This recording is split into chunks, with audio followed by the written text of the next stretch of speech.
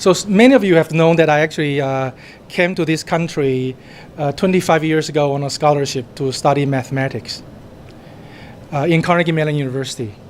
But I wasn't, like back when I was in China, I wasn't actually a math major. I studied electrical engineering.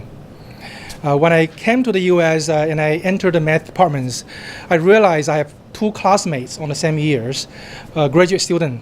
One is from Bulgaria, and he graduated from Moscow University in the math department. He has a master's degree from Moscow University.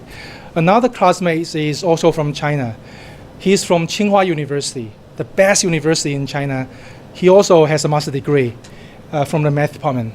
So I'm the worst qualified among the three.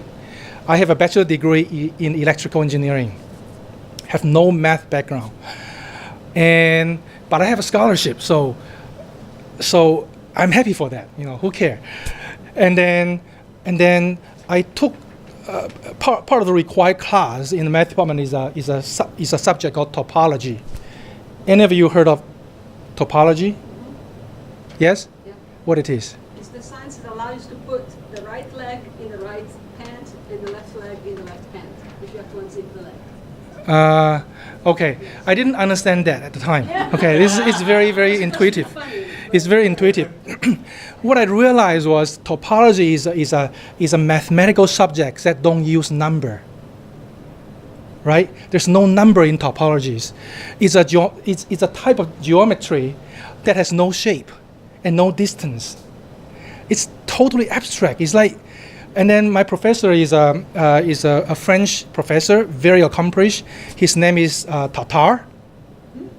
Later on I realized that Tatar is the plaque on your teeth, but at the time I didn't know that, so I usually sit very close to him. I sit on the front, and he spoke very fast. He spoke English very fast and has this French slurring accent, right? So I could barely understand him basically. And the math was beyond me. His language was beyond me.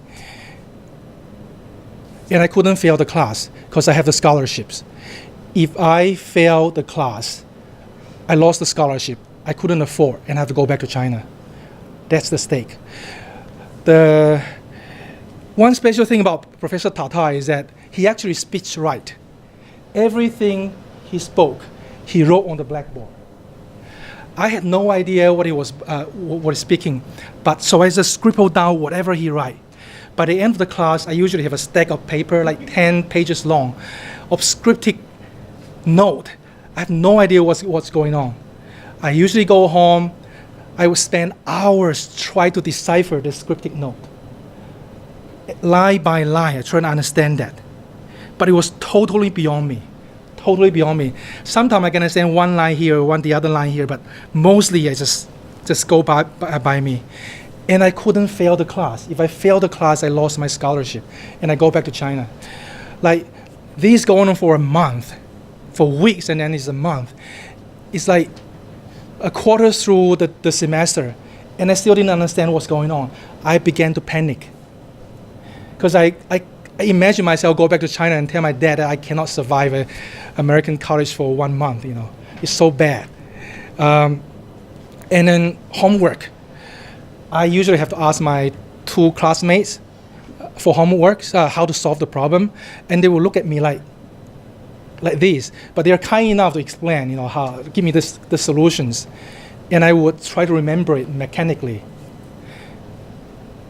It was that hard. Like every day, I would just stare at the cryptic note for hours until like 2 or 3 o'clock, and then I want to go to bed. I was so drowsy, but I thought about if I fail, I lost my scholarship, I go home. It's just impossible. I have to keep going it.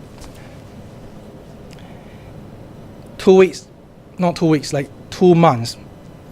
It's like in the middle of a semester. I was making no progress. But as I keep on it, I read the note. And one day, it's like a sudden revelation. There is this aha moment. It's suddenly the secret of topology revealed to me. The mystery of topology revealed to me. I scrambled to get out all the notes that I could understand, starting from the first one, from the first page. and I read them. What used to be cryptic, no longer cryptic. I understand them. And since I run out of time, so I'm going to give you my final grade. By the end of the semester, I got a B+. Yes, I survived. And when I look back,